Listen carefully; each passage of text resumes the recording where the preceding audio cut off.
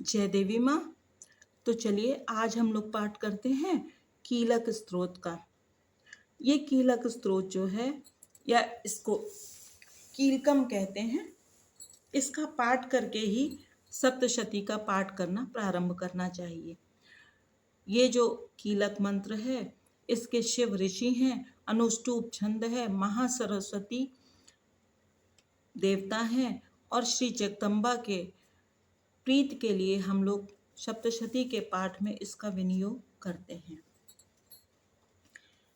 ओम चंडिका देवी को नमस्कार है।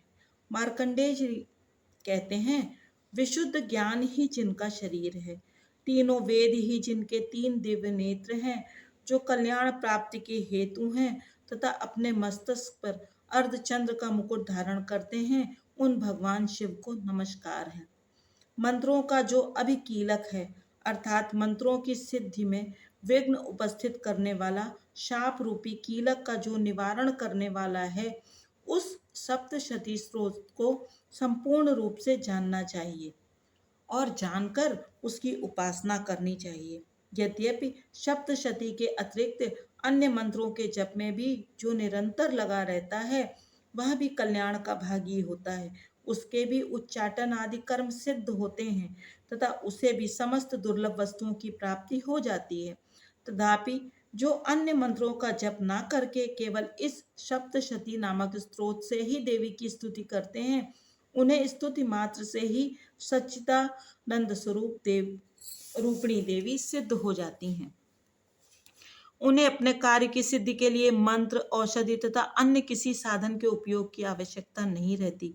बिना जप के ही उनके उच्चाटन आदि समस्त अभिचारिक कर्म सिद्ध हो जाते हैं। इतना ही नहीं, उनकी संपूर्ण अभीष्ट वस्तुएं भी सिद्ध होती हैं।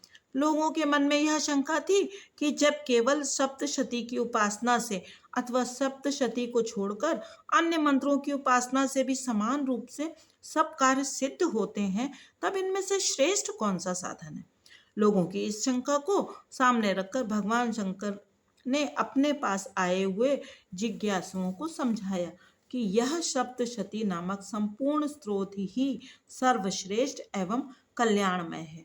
तदंतर भगवती चंडिका के सप्तशती नामक स्त्रोत को महादेव जी ने गुप्त कर दिया। सप्तशती के पाठ से जो पुण्य प्राप्त होता है उसकी कभी समाप्ति नहीं होती, किंतु अन्य मंत्रों के जप जन्य पुण्य की समाप्ति हो जाती। अर्थात जो लोग सप्तशती का पठन करते हैं अथवा श्रवण करते हैं, उनके पुण्य की कभी भी समाप्ति नहीं होती। अन्य जो पाठ हम लोग करते हैं उनके पुण्य की समाप्ति हो जाती है। अतः भगवान शिव ने अन्य मंत्रों की अपेक्षा जो सप्तशती की ही श्रेष्ठता का निर्णय किया, उसे यथार्थ ही जानना चाहिए। अन्य मंत्रों का जप करने वाला पुरुष भी यदि सप्तशती के स्त्रोत और जप का अनुष्ठान कर ले तो वह भी पूर्ण रूप से ही कल्याण का भागी होता है, इसमें तनिक भी संदेह नहीं है। जो साधक कृष्ण पक्ष की चतुर्दशी अथवा अष्टमी को एकाग्र चित्र होकर भगवती की सेवा में अपना सर्वस्व समर्पित कर देता है और फिर उसे प्रसाद रूप से ग्रहण करता है, उसी पर भगवती प्रसन्न होती हैं, अन्यथा उनकी प्रसन्नता नहीं प्राप्त होती। अर्थात इसका क्या अर्थ है? ये एक प्रकार से जो निष्कीलन है, ये शापोद्वार का ही विशेष प्रकार है।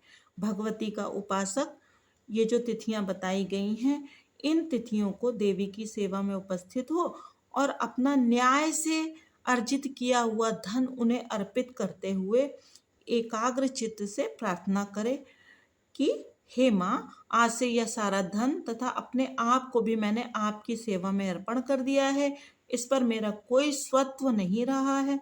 फिर भगवती का ध्यान करते हुए यह भावना करे कि जैसे माँ उससे कह रही हैं कि बेटा, संसार यात्रा के निर्वाहन के लिए तू मेरा यह प्रसाद रूप धन ग्रहण करे, और फिर देवी की आज्ञा को मान करके उस धन को प्रसाद बुद्धि से ग्रहण करें और धर्म शास्त्रोक्त मार्ग से उसका सद्व्यय करते हुए सदा देवी के ही अधीन होकर रहे। कहने का अर्थ ये है कि जो जो लोग भी हैं वो देवी को अपना सब कुछ सर्वस्व समर्पित करते। समर्पित करने का अर्थ ये नहीं है कि हमें जाके देना है, मन से आप सब कुछ अपना समर्पित कर दिए दीजिए, यानी कि स्वयं को ही देवी का मान लीजिए। तो जैसे कि एक भजन है, उसकी 2 लाइनें हैं कि बना ले यंत्र अब मुझको, मेरा कण कण समर्पित है। कि भगवान, हम आपको, देवी मैया, हम आपको अपना सब कुछ समर्पित करे दे रहे हैं। आप हमको एक यंत्र बना लीजिए। यंत्र क्या होता है? जब उसको आप चलाएंगे तभी वो चलेगा, वरना वो नहीं चलेगा। वैसे ही आप देवी को सब कुछ समर्पित कर दीजिए। तो कहते हैं इस प्रकार सिद्धि के प्रतिबंध बंधक रूप कीलक के द्वारा महादेव जी ने इस स्त्रोत को कीलित कर रखा है, जो पूर्वोक्त रीति से निष्कीलन करके इस सप्तशती स्त्रोत का प्रतिदिन स्पष्ट उच्चारण पूर्वक पाठ करता है, वह मनुष्य सिद्ध हो जाता है, वही देवी का पार्षद होता है और वही गंधर्व भी होता है। सर्वत्र विचरते रहने पर भी इस संसार में उसे कहीं पे भी भय नहीं होता। वह अपमृत्यु के वश में नहीं पड़ता तथा देह त्यागने के अनंतर मोक्ष भी प्राप्त कर लेता है। अतः कीलन को जानकर उसका परिहार करके ही सप्तशती का पाठ आरंभ करे। जो ऐसा नहीं करता उसका नाश हो जाता है।